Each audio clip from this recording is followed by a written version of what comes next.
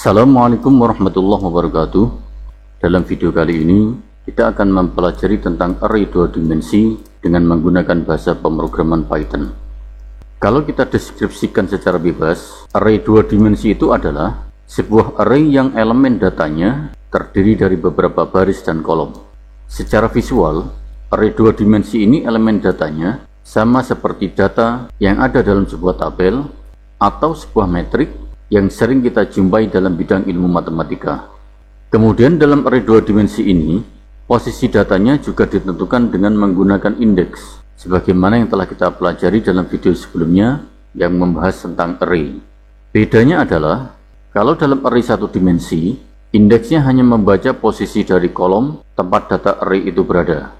Nah, kalau array 2 dimensi, indeksnya ditentukan dengan posisi dari baris dan kolom tempat data array-nya disimpan. Jadi untuk data array yang berada dalam baris pertama, itu indeksnya 0, data di baris kedua, indeksnya 1, dan data yang ada di baris ketiga, indeksnya 2. Demikian seterusnya. Kemudian untuk penentuan indeks kolomnya juga sama.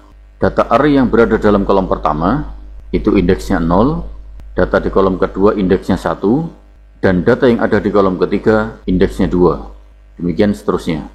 Nah sekarang, misalkan kita ingin menampilkan angka 16, berapa indeksnya? Indeksnya adalah 1 dan 2. 1 itu indeks barisnya, sedangkan 2 adalah indeks kolomnya. Kemudian untuk sintaks codingnya, sebenarnya hampir sama dengan sintaks codingnya array 1 dimensi.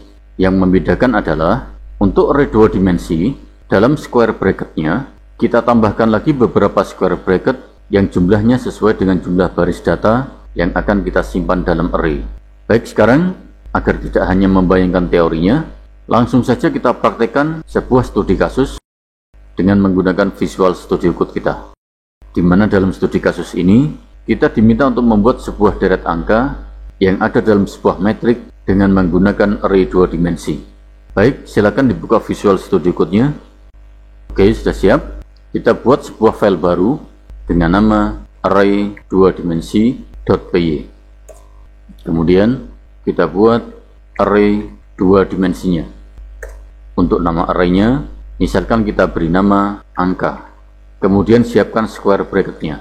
Nah, di dalam square bracket inilah kita tambahkan beberapa square bracket lagi sesuai dengan jumlah baris yang dibutuhkan untuk menampung data arraynya. Kalau kita lihat dalam contoh studi kasus tadi, ada 3 baris yang harus kita siapkan. Berarti dalam square bracketnya array ini, kita tambahkan 3 square bracket lagi untuk menampung data arraynya. Setelah itu, kita inputkan data angkanya. Untuk baris yang pertama, angkanya adalah 11, 12, dan 13. Untuk baris yang kedua, angkanya adalah 14, 15, dan 16. Sedangkan untuk baris yang ketiga, angkanya adalah 17, 18, dan 19. Kemudian untuk memudahkan pembacaan datanya, kita susun saja coding data array ini menjadi 3 baris ke bawah seperti ini. Oke, selesai. Berikutnya, untuk menampilkan data array 2 dimensi ini, ada 2 cara yang dapat kita gunakan. Cara yang pertama adalah dengan menggunakan indeks arraynya. Sebagai contoh misalnya, coba tampilkan angka 16 yang ada dalam array 2 dimensi yang telah kita buat. Gimana caranya? Caranya adalah kita tulis print lalu masukkan nama arraynya. Berarti di sini kita tulis angka. Kemudian tentukan posisi indeksnya. Untuk angka 16 ini berapa indeksnya? Untuk barisnya indeksnya 1, sedangkan indeks kolomnya adalah 2. Oke, kita save. Tampilkan hasilnya dalam terminal. Kita tulis Python array 2 dimensi.py. Nah, berhasil. Python menampilkan angka 16 dalam terminal. Kemudian untuk cara yang kedua, kita juga bisa menampilkan output data dari array 2 dimensi ini dengan menggunakan perulangan. Cara ini dapat kita gunakan jika kita ingin menampilkan seluruh data array 2 dimensi yang telah kita buat. Gimana caranya? Caranya adalah lakukan perulangan sebanyak 2 kali.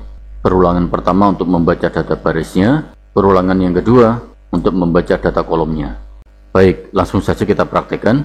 Kita tulis for, kemudian buat sebuah variabel untuk menampung data yang ada dalam setiap baris arraynya.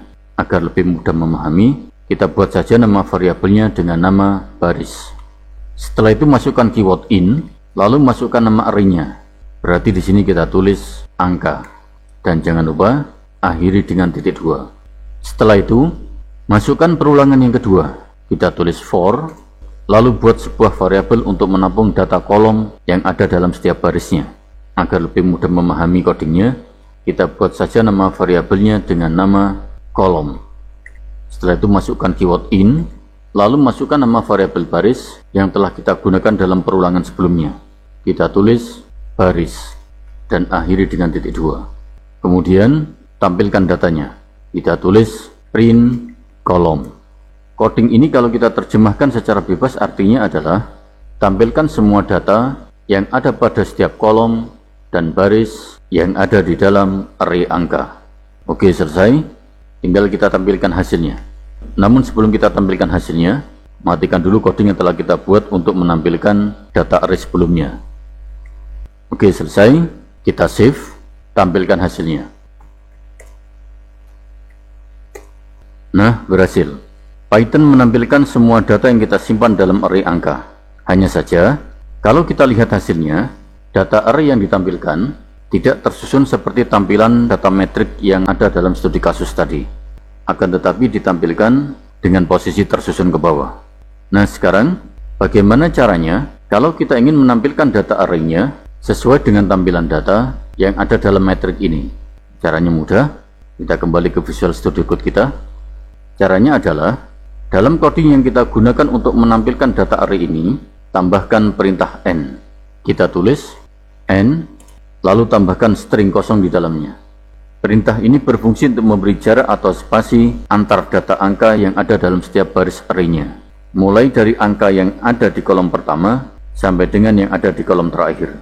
Setelah itu, tambahkan perintah print agar Python membuat baris baru setelah data angka dalam setiap barisnya ditampilkan, sehingga tampilan barisnya akan tersusun ke bawah. Oke, selesai. Kita save, tampilkan hasilnya. Nah, berhasil. Python menampilkan data array 2 dimensi ini sesuai dengan tampilan data metrik yang diminta dalam studi kasus tadi. Baik, seperti itu pembahasan tentang konsep array 2 dimensi dalam struktur data Python. Mudah-mudahan dapat dipahami. Terima kasih. Assalamualaikum warahmatullahi wabarakatuh.